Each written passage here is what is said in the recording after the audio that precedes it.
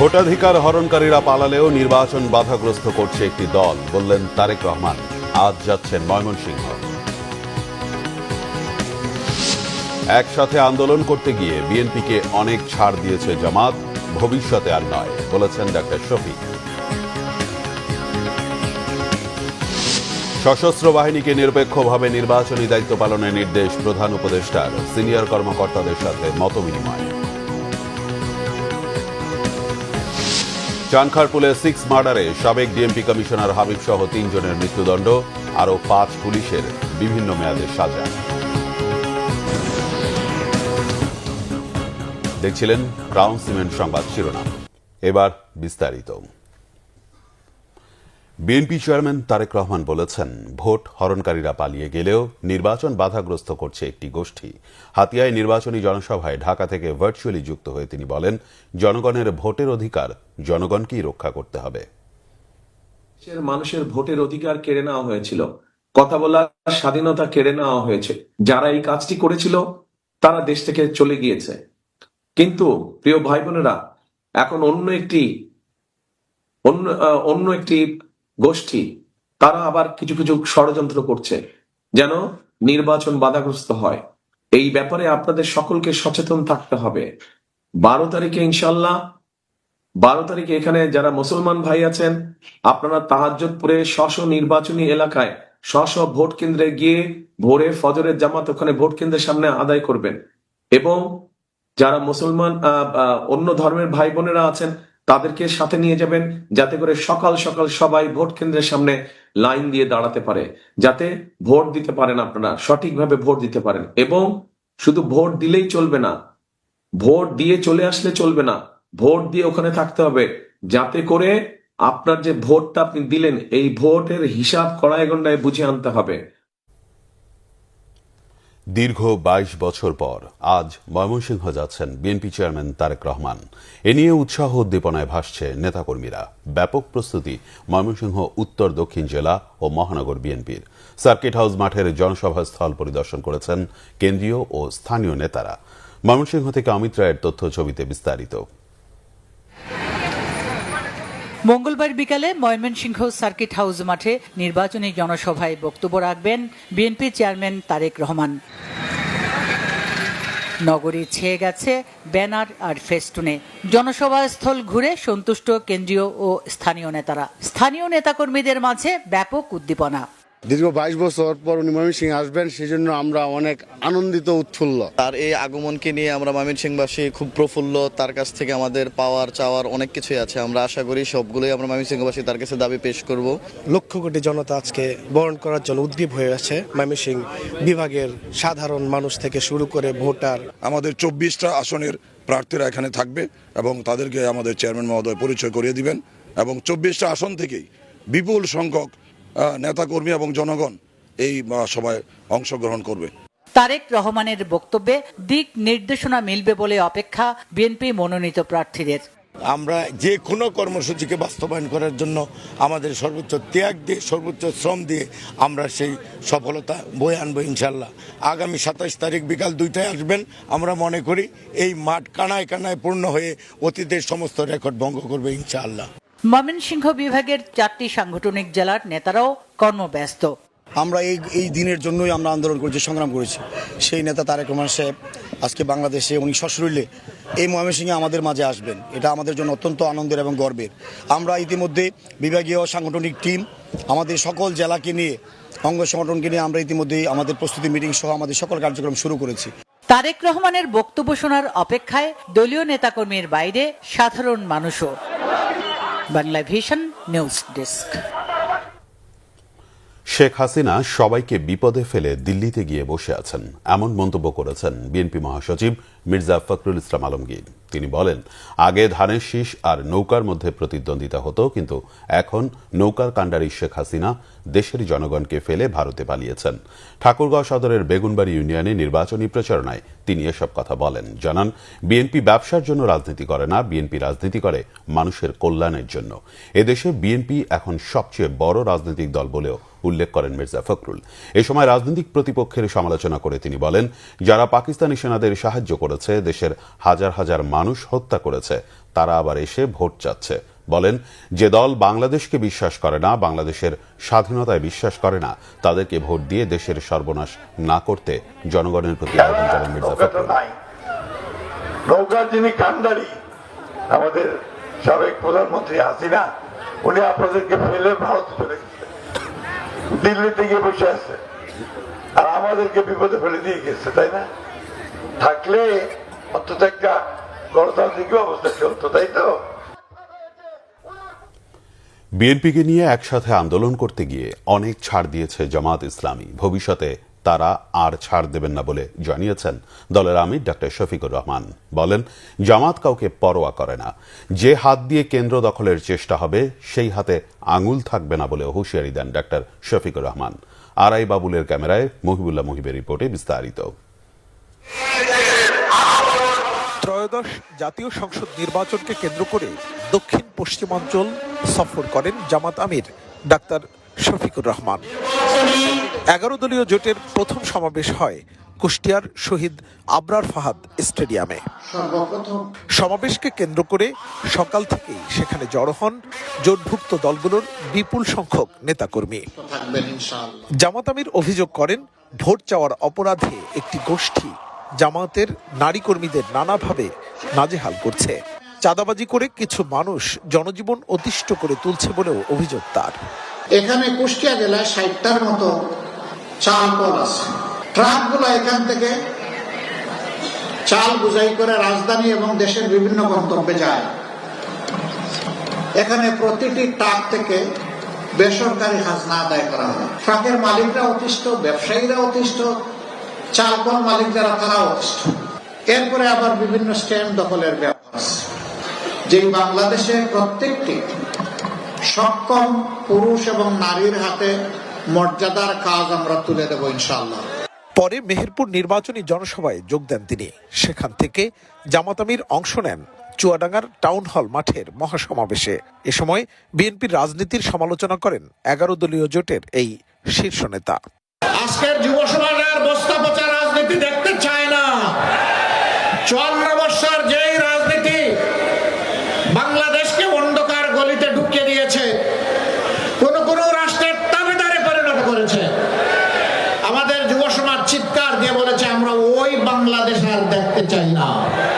জামাত মনোনীত প্রার্থীদের হাতে প্রতীক তুলে দিয়ে দাড়িপাল্লায় ভোট চান ডাক্তার শফিকুর রহমান। ত্রয়োদশ জাতীয় সংসদ নির্বাচনের প্রাক্কালে দেশের উত্তরাঞ্চলের বেশ কয়েকটি জেলায় সফর করলেন জামাতের আমির ডাক্তার শফিকুর রহমান। নারীর উন্নয়নের পাশাপাশি অবহেলিত এইসব জনপদের উন্নয়নে ভূমিকা রাখার প্রতিশ্রুতি দিলেন তিনি।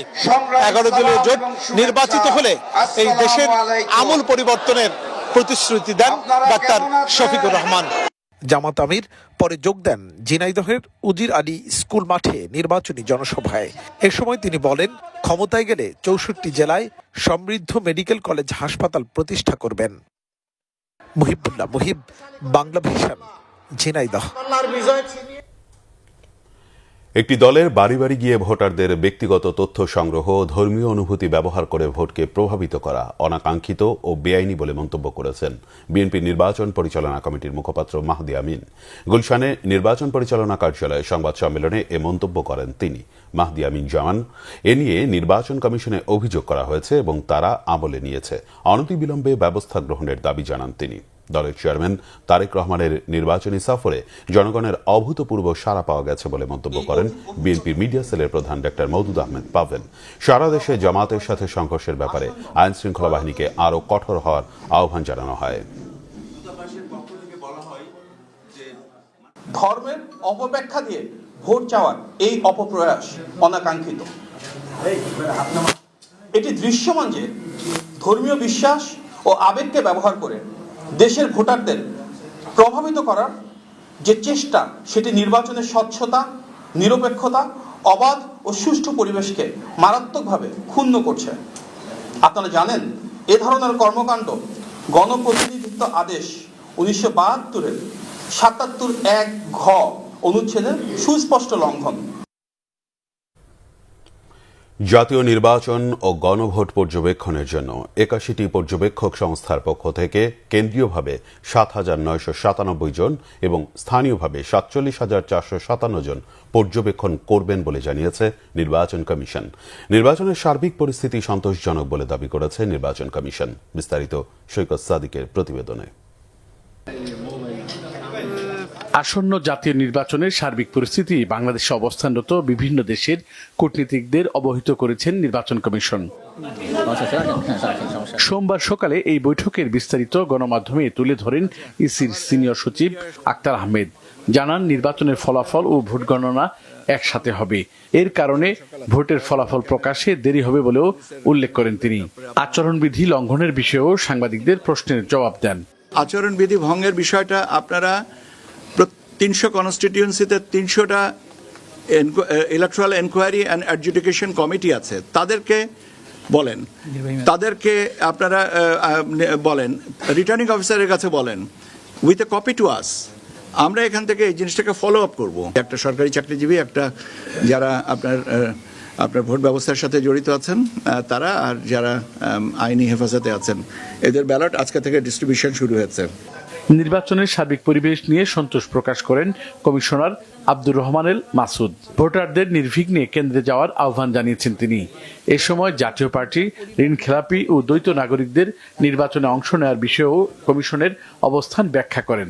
কোনো পার্টির নাম উল্লেখ না করে আমি বলি, বাংলাদেশে বর্তমানে যে সমস্ত দল তাদের রেজিস্ট্রেশন বহাল আছে, প্রত্যেকের জন্য সমান সুযোগ আমরা সৃষ্টি করেছি এবং তাদের উপর কোনো বাধা, যেহেতু আইনি বাধা নেই, তারা নির্বিঘ্নে নির্বাচনে অংশগ্রহণ করতে পারবে।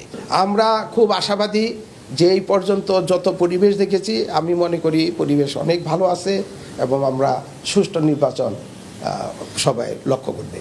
এদিকে জামায়াতের পক্ষ থেকে নির্বাচনী প্রচারণায় বাধা, হুমকি সহ নানা অভিযোগ সিইসির কাছে তুলে ধরেন দলটির প্রতিনিধিরা। প্রতিটি কেন্দ্রে সিসি ক্যামেরা স্থাপনের দাবি তাদের। যে একটি দলের পক্ষ থেকে আমাদের নারী কর্মীদের উপর মারাত্মক ধরনের আচরণ করা হচ্ছে, যেটি একটা উদ্বেগ এবং উৎকণ্ঠা তৈরি করেছে। আমরা ইসিকে বলেছি, নির্বাচন কমিশনকে আমরা অনুরোধ জানিয়েছি এই ব্যাপারে ওনারা যাতে প্রয়োজনীয় পদক্ষেপ, রিটার্নিং অফিসার, আইন শৃঙ্খলা বাহিনী সহ যারা আছেন মাঠে কাজ করেন, তারা যাতে সেই ভূমিকা পালন করেন। সৈকত সাদিক, বাংলা ভিশন, ঢাকা। আসন্ন নির্বাচনকে অংশগ্রহণমূলক, শঙ্কামুক্ত ও সুষ্ঠুভাবে সম্পন্ন করতে নির্দেশ দিয়েছেন প্রধান উপদেষ্টা ডক্টর মোহাম্মদ ইউনূস। এজন্য সশস্ত্র বাহিনীকে পেশাদারিত্ব, নিরপেক্ষতা এবং আন্তঃপ্রাতিষ্ঠানিক সমন্বয়ের মাধ্যমে দায়িত্ব পালন করতে তাগিদ দিয়েছেন তিনি। জাতীয় সংসদ নির্বাচন ও গণভোট উপলক্ষে ঢাকা সেনানিবাসে সশস্ত্র বাহিনীর ঊর্ধ্বতন কর্মকর্তাদের সাথে মতবিনিময় অনুষ্ঠানে প্রধান উপদেষ্টা এসব নির্দেশনা দেন। এতে আসন্ন জাতীয় সংসদ নির্বাচন ও গণভোট ঘিরে দেশের সার্বিক নিরাপত্তা পরিস্থিতি, আইন শৃঙ্খলা রক্ষা এবং সশস্ত্র বাহিনীর সম্ভাব্য দায়িত্ব ও প্রস্তুতি নিয়ে আলোচনা হয়। এ সময় নির্বাচনকালীন শান্তিপূর্ণ পরিবেশ নিশ্চিতে প্রয়োজনীয় দিক নির্দেশনাও দেন প্রধান উপদেষ্টা। সভার শুরুতে দেশের বিভিন্ন প্রয়োজনে সশস্ত্র বাহিনীর গৌরবোজ্জ্বল ও দায়িত্বশীল ভূমিকার কথা উল্লেখ করেন প্রফেসর ইউনূস। দীর্ঘ সময় ধরে ধৈর্য ও পেশাদারিত্বের সাথে দেশের আইন শৃঙ্খলা বজায় রাখার জন্য সশস্ত্র বাহিনীর প্রতি ধন্যবাদ ও কৃতজ্ঞতা জানান। এর আগে প্রধান উপদেষ্টা ঢাকা সেনানিবাসে পৌঁছলে তাকে স্বাগত জানান তিন বাহিনীর প্রধানরা। প্রচারণা শুরুর পঞ্চম দিনে ঢাকার বিভিন্ন আসনে ব্যাপক গণসংযোগ করেছেন বিএনপি মনোনীত সংসদ সদস্য প্রার্থীরা। সন্ধ্যায় পল্টনে ব্যবসায়ীদের সাথে মতবিনিময় করেন ঢাকা ৮ আসনে বিএনপির প্রার্থী মির্জা আব্বাস। এ সময় তিনি বলেন, একটি গোষ্ঠী নির্বাচনে জিততে পারবে না জেনে ভোটের দিন বিশৃঙ্খলা করতে পারে। এদিকে রাজধানীর সূত্রাপুর এলাকায় নির্বাচনী প্রচারণা গণসংযোগ করেছেন ঢাকা ৬ আসনের প্রার্থী ইশরাক হোসেন। মিরপুরে বিভিন্ন এলাকায় গণসংযোগ করেছে ঢাকা ১৬ আসনের প্রার্থী আমিনুল হক। বিস্তারিত শুভ মাহফুজের রিপোর্টে। ত্রয়োদশ সংসদ নির্বাচনের প্রচারণার পঞ্চম দিন সোমবার রাজধানীর শান্তিনগর, বিজয়নগর ও পল্টন এলাকার ব্যবসায়ীদের উদ্যোগে আয়োজিত প্রয়াত দেশনেত্রী বেগম খালেদা জিয়ার মাগফিরাত কামনা দোয়া মাহফিলে অংশ নেন ঢাকা ৮ আসনের প্রার্থী মির্জা আব্বাস। এ সময় তিনি বলেন, একটি দল নির্বাচনে জিততে পারবে না জেনেও ভোটের দিন বিশৃঙ্খলা করতে পারে। এজন্য নেতাকর্মীদের সতর্ক থাকার আহ্বান জানান তিনি। ওরা জানে যে ইলেকশনে ওরা জিততে পারবে না, ওরা কি করবে, যাতে বিএনপির ভোটাররা ভোট দিতে না পারে, এই জন্য রাস্তা আটকায় রাখবে। লাইন ধরে থাকলে লাইন ছাড়বে না, করতে পারে। তো দয়া করে আপনারা সব দিক খেয়াল রেখে দিনব্যাপী রাজধানীর পুরান ঢাকায় নিজ নির্বাচনী এলাকার অলিগলিতে গণসংযোগ করেন ঢাকা ৬ আসনের বিএনপি মনোনীত প্রার্থী ইশরাক হোসেন। এ সময় ভোটারদের নানা আশ্বাস দেন ইশরাক হোসেন। প্রচারণা নিয়ে সাংবাদিকদের প্রশ্নের জবাবে ইশরাক হোসেন বলেন, সবকিছু শান্তিপূর্ণভাবে হলেও কিছু প্রার্থীর বেফাস ও কুরুচিপূর্ণ বক্তব্যে বাড়ছে অস্বস্তি। অত্যন্ত কুরুচিপূর্ণ, অত্যন্ত বাজে মন্তব্য করেছে। তার উচিত জাতির সামনে দাঁড়িয়ে ক্ষমা চাওয়া, অন্য অথবা সেটা যদি না করে তার দলের উচিত তার বিরুদ্ধে সাংগঠনিক ব্যবস্থা নিয়ে তাকে দল থেকে বহিষ্কার করে তার প্রার্থিতা বাতিল করে দেওয়া। এই ভণ্ডদেরকে যারা ধর্মের নামে চাঁদাবাজি করছে, লুটপাট করছে, বর্তমানে সরকারি থেকে তারা ক্ষমতা ভোগ করে সব জায়গায় দখলদারিত্ব করছে, ব্যাংক দখল করছে, হসপিটাল দখল করছে, আপনার বিভিন্ন ফাইন্যান্সিয়াল ইনস্টিটিউশন দখল করেছে এবং সামনে একটা লেবাস ধরে জনগণকে বোকা বানাচ্ছে, প্রতারণা করছে। এদের বিরুদ্ধে কঠোর ব্যবস্থা নেবে। এই রাজাকার ৭১-এর যারা ঘাতক দালাল আমার মা বোনদের ধর্ষণ করেছে, আমাদের মুক্তিযোদ্ধা ভাইদের হত্যা করেছে, তাদের বিরুদ্ধে বাংলাদেশের জনগণ আগামী ১২ই ফেব্রুয়ারি কঠিন জবাব দিবে ইনশাআল্লাহ। মিরপুর ৬ এলাকায় গণসংযোগ করেন ঢাকা ১৬ আসনে ধানের শীষের প্রার্থী আমিনুল হক। গণসংযোগ চলাকালে মিরপুর এলাকার গ্যাস, পানি ও ভাঙা রাস্তা সংস্কারের দীর্ঘমেয়াদী পরিকল্পনার কথা তুলে ধরেন তিনি। ১২ তারিখ ভোট কেন্দ্রে যাবেন, ধানের শীষে ভোট দিবেন। এ সময় ডাকসু নিয়ে জামাত নেতার আপত্তিকর মন্তব্যের প্রতিক্রিয়াও জানান আমিনুল হক। জামাতের প্রার্থী যারা, তারা ক্ষমতার মোহে পড়ে তারা কাণ্ড জ্ঞানহীন মতো কথাবার্তা বলছে এবং তাদের এই কথাবার্তার লাগাম টানা উচিত, কারণ দেশের জনগণ আগামী ১২ই ফেব্রুয়ারি ভোটের মাধ্যমে তাদেরকে জবাব দিবে ইনশাআল্লাহ। এদিকে রাজধানীর ভাটারা এলাকায় দেশনেত্রী বেগম খালেদা জিয়ার মাগফিরাত কামনায় দোয়া মাহফিলে অংশ নেন ঢাকা ১১ আসনে বিএনপি মনোনীত প্রার্থী ডক্টর এম এ কাইয়ুম। এ সময় তিনি বলেন, ৭১ সালে যারা দেশের বিরুদ্ধে অবস্থান নিয়েছিল, ভোট দেওয়ার আগে তাদের ইতিহাস বিচার করে জনগণকে সিদ্ধান্ত নিতে হবে। শুভ মাহফুজ, বাংলা ভিশন, ঢাকা। ঢাকা সহ বিভিন্ন জেলায় নির্বাচনী প্রচারণায় ব্যস্ত সময় পার করছেন জাতীয় নাগরিক পার্টি এনসিপির প্রার্থীরা। সোমবার সকালে ১০ দলীয় জোটের পক্ষে এনসিপি মনোনীত ঢাকা ১৮ আসনের প্রার্থী ও দলের সিনিয়র যুগ্ম আহ্বায়ক আরিফুল ইসলাম রাজধানীর খিলক্ষেত থানার ডুমনি নূরপাড়া এলাকায় একটি এতিমখানা পরিদর্শন ও গণসংযোগে অংশ নেন। এ সময় তার উপর হামলা হয়েছে বলে অভিযোগ করেন তিনি। এদিকে ঢাকা মেডিকেল কলেজ হাসপাতাল এলাকায় নির্বাচনী গণসংযোগ ও প্রচারণায় অংশ নেন ঢাকা ৮ আসনে এনসিপির প্রার্থী নাসিরউদ্দিন পাটোয়ারি। পুরাতন বন্দোবস্ত টিকিয়ে রাখতে সর্বোচ্চ চেষ্টা চলছে জানিয়ে তিনি গণভোটে হ্যাঁয়ের পক্ষে ভোট চান। অভিযোগ করেন, একটি দল হামলা করে নির্বাচন ভণ্ডুলের চেষ্টা করছে। আরিফুল ইসলাম আদিবের উপরে একটু আগে হামলা হয়েছে, আমরা এই হামলার তীব্র নিন্দা জানাই। আগে আওয়ামী লীগ হামলা করত, এখন বিএনপি হামলা করা শুরু করে দিয়েছে। হামলা মামলা করে জাতীয় নির্বাচন বানচাল করা যাবে না, যাবে না। জুলাই গণ অভ্যুত্থানে চানখারপুলে ৬ জনকে হত্যা মামলায় ডিএমপির সাবেক কমিশনার হাবিবুর রহমান হাবিব, যুগ্ম কমিশনার সুদীপ কুমার চক্রবর্তী, রমনার সাবেক অতিরিক্ত উপ পুলিশ কমিশনার শাহ আলমের মৃত্যুদণ্ডের রায় দিয়েছে আন্তর্জাতিক অপরাধ ট্রাইব্যুনাল ১। সোমবার বিচারপতি গোলাম মুর্তজা মজুমদারের নেতৃত্বাধীন ৩ সদস্যের আন্তর্জাতিক অপরাধ ট্রাইব্যুনাল ১ এ রায় দেন। রায়ে মৃত্যুদণ্ডপ্রাপ্তদের সম্পত্তি বাজেয়াপ্তের নির্দেশও দেওয়া হয়েছে। এছাড়া রমনার সহকারী কমিশনার ইমরুল হাসানকে ৬ বছর, পরিদর্শক আরশাদকে ৪ বছর, কনস্টেবল সুজন, ইমন ও নাসিরুলকে ৩ বছরের কারাদণ্ড দেওয়া হয়। অপরাধ প্রমাণ হওয়ার পরও সাজা কম দেয়ায় দণ্ড বাড়ানোর জন্য আপিল করা হবে বলে জানান চিফ প্রসিকিউটর তাজুল ইসলাম। আসামি পক্ষের আইনজীবীরাও রায়ের বিরুদ্ধে আপিল করার কথা জানিয়েছেন। তবে এ রায়ে ক্ষুব্ধ প্রতিক্রিয়া ব্যক্ত করেন নিহত কয়েকজনের স্বজন। তাদের দাবি, ন্যায় বিচার হয়নি। রায় বাংলাদেশ টেলিভিশন সরাসরি সম্প্রচার করে। মিরসরাইয়ে বাতিল হওয়া ভারতীয় ইকোনমিক জোনের প্রায় ৮৫০ একর জমিতে ডিফেন্স ইন্ডাস্ট্রিয়াল পার্ক তৈরি করবে সরকার। প্রধান উপদেষ্টার সভাপতিত্বে বেজার গভর্নিং বডির সভায় এ বিষয়ে নীতিগত সিদ্ধান্ত হয়েছে। রাজধানীর ফরেন সার্ভিস একাডেমিতে ব্রিফিংয়ে বাংলাদেশ অর্থনৈতিক অঞ্চল কর্তৃপক্ষের নির্বাহী চেয়ারম্যান চৌধুরী আশিক মাহমুদ বিন হারুন জানান, বাংলাদেশের সাথে সৌহার্দ্যপূর্ণ সম্পর্ক রয়েছে এমন দেশগুলোর বিনিয়োগ নিয়ে আলোচনা চলছে। এছাড়াও চট্টগ্রামের আনোয়ারায় একটি ফ্রি ট্রেড জোনের বিষয়ে সিদ্ধান্ত হয়। এর ফলে কাস্টমসের বাধ্যবাধকতা থাকবে না। দেশি বিদেশি যে কেউ ইম্পোর্ট করার পাশাপাশি এখান থেকে রি ইম্পোর্টও করতে পারবে। এজন্য 8টি আইন ও বিধিমালা পরিবর্তন করতে হবে। সরকার রোডম্যাপ তৈরি করছে, আগামী সরকার কাজ শুরু করতে পারবে বলে তিনি আশা প্রকাশ করেন। বিডার চেয়ারম্যান জানান, এফডিআই আনতে ভূমিকা রাখলে প্রবাসীদের ক্যাশব্যাক সুবিধা দেওয়ার সিদ্ধান্ত হয়েছে।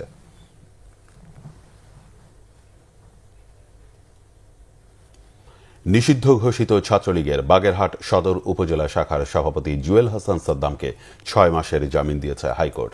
সদ্য স্ত্রী ও 9 মাস বয়সী সন্তান হারানো সাদ্দামকে মানবিক বিবেচনায় এই জামিনের আদেশ দেওয়া হয়েছে। সোমবার বিচারপতি JBM হাসান ও বিচারপতি আজিজ আহমেদ ভুইয়ার হাইকোর্ট বেঞ্চ এই আদেশ দেয়।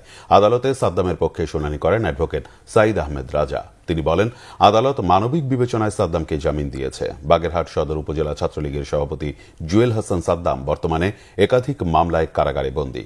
গত 5 আগস্ট আওয়ামী লীগ সরকারের পতনের পর গোপালগঞ্জ থেকে গ্রেফতার হন সাদ্দাম।